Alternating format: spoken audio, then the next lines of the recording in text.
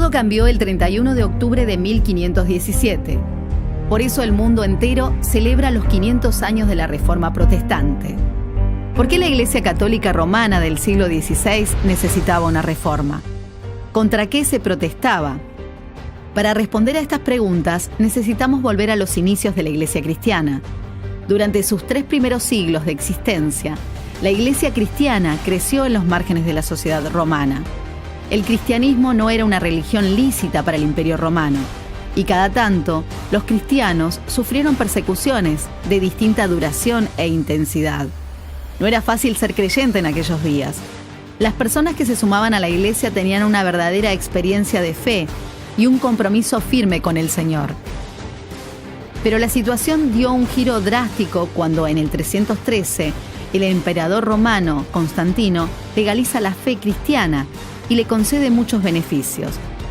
Lo que para la Iglesia de aquel tiempo pareció ser la mejor de las noticias, pronto tendría consecuencias inesperadas.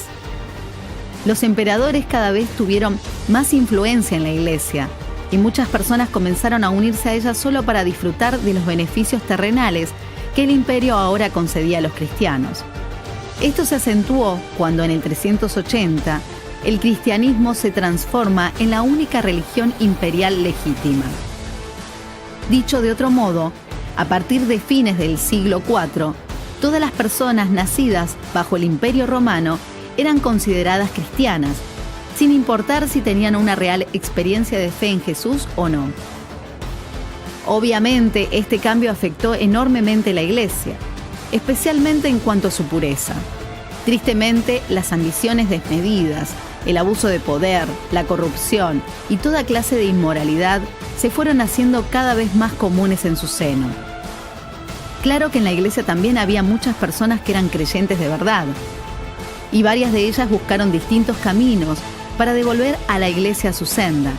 Así aparece en la historia Martín Lutero. Lutero era un monje alemán que estaba bastante frustrado con lo que venía sucediendo en la Iglesia. Pero no fue hasta 1517 que para Lutero la gota rebalsó el vaso. El Papa León X, Giovanni di Lorenzo de Medici, se había propuesto remodelar la Basílica de San Pedro en Roma. Su majestuoso proyecto era carísimo y pronto necesitó más dinero. Para recaudarlo tuvo una idea: vender indulgencias. ¿Qué eran las indulgencias? Era un papel que, a cambio de una significativa donación de dinero, garantizaba a su poseedor o a alguien de su familia, vivo o ya fallecido, una estadía más corta en el purgatorio. ¿Y qué mejor momento para salir a vender indulgencias que cuando se aproximaba el Día de los Muertos? Fue así que a fines de octubre los vendedores de indulgencias llegaron a Wittenberg, una localidad alemana donde Lutero vivía y trabajaba como profesor de teología. La indignación de Lutero fue tal que desafió a los representantes de la Iglesia a un debate. Los puntos a debatir eran 95. Lutero los clavó en la puerta de la Iglesia del Palacio el 31 de octubre de 1517, hace 500 años. A estos puntos se los suele llamar las 95 tesis de Lutero. A partir de este momento, el cristianismo en Occidente no volvería a ser el mismo. Un flamante invento, la imprenta, facilitó la rápida distribución y circulación de los escritos de Lutero por toda Europa, y pronto miles de personas se sumaron a este movimiento. Así se originó la Iglesia luterana, y luego nacieron otras iglesias protestantes y evangélicas. Si bien existen diferencias entre estas distintas iglesias, todas coinciden en sostener 5 puntos que propuso Lutero, también conocido como las 5 solas. Solo la Escritura es la suprema autoridad en materia de fe y práctica. Solo por medio de la fe Dios nos salva y no por medio de las obras. Solo por la gracia de Dios viene la salvación. Es un favor inmerecido.